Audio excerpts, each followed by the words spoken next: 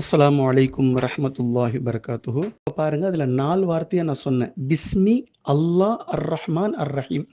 இப்ப நாம உறுதி எடுக்க வேண்டியது என்ன அப்படின்னா, இஸ்லாம் நமக்கு சொல்லிக் கொடுக்கக்கூடிய இந்த ஆரம்ப பாடத்த எவ்வளோ தெளிவா இருக்கு பாருங்க.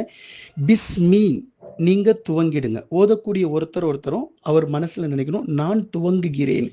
எதை துவங்குகின்றேன்? இஸ்லாமிய அடிப்படையில் நான் இன்ஷா அல்லாஹ் இன்று முதல் நான் வாழத் துவங்குகிறேன் அப்படின்னு சொன்ன 2வது இஸ்லாமிய அடிப்படை என்ன?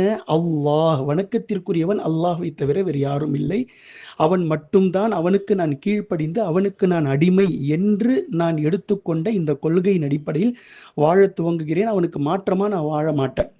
இதுக்கு அல்லாஹ்வின் அடிப்படையில் தான் நான் வாழுவேன். இதற்கான டைம் அவன் அர்-ரஹ்மானாக இருக்கும்போது மட்டும்தான். இப்ப அவன் அர்-ரஹ்மானா இருக்கிறான். எல்லோருக்கும் கிருபை செஞ்சுக்கிட்டு இருக்கிறான். பை சான்ஸ் இந்த உலகம் முடிஞ்சதுக்கு பிறகு அவன் அர்-ரஹீமா மாறிட்டான் அப்படின்னா, அப்ப யாருக்குமே அதற்கான அவகாசம் கிடைக்காது. நாம வேஸ்ட். அதுக்கப்புறம் அவன் கிட்ட மன்றாடுறது. அவன் நம்மள கண்டுக்கவே மாட்டான். அப்ப அர்-ரஹீமா அவன் மாறுவதற்கு முன்னதாகவே அர்-ரஹ்மானா இருக்கும்போதே உலகத்துல இந்த எப்படி வாழணும்னு சொல்லி அல்லாஹ் தஆலா சொன்னானோ அந்த அடிப்படையில் நான் வாழத் துவங்குகிறேன். அப்போ ஒவ்வொரு சூரா ஓத துவங்கும் போதும் பிஸ்மில்லாஹிர் ரஹ்மானிர் ரஹீம், யா அல்லாஹ், நீ எந்த அடிப்படையில் இந்த உலகத்தை அமைச்சு வச்சிருக்கிறியோ அதைத்தான் இந்த குரான்ல சொல்ற, எங்களை வாழ சொல்லி.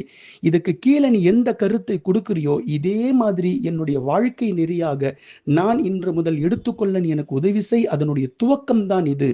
சோ ஓத துவங்கல ஒருத்தரும் வாழ துவங்குகிறேன்.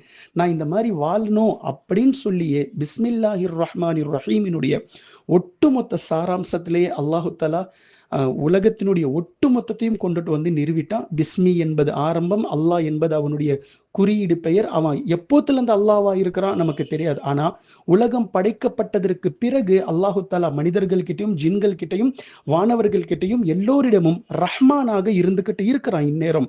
இப்ப இந்த அர்-ரஹ்மான் என்ன செய்வான்? அர்-ரஹீமாக மாறுவான். அது மறுமையில அவன் அர்-ரஹீமாக மாறும்போது நாம அவனுக்குரிய முஃமின்களாக இருந்தாக வேண்டும் என்ற இந்த சித்தாந்தத்தை பிஸ்மில்லாஹிர் ரஹ்மானிர் ரஹீம் ரொம்ப தெளிவா நமக்கு சொல்லியிருக்கு. ஸோ அல்லாஹு தஆலா இந்த ஒரு வாக்கியத்தை வைத்து நாம் நம்மளுடைய அமல்களை சீர்திருத்திய சரியான முறையில் வாழ துவங்குவதற்கு அல்லாஹு தஆலா நமக்கு உதவி செய்யட்டும். அஸ்ஸலாமு அலைக்கும் வரஹ்மத்துல்லாஹி வபரகாத்துஹு.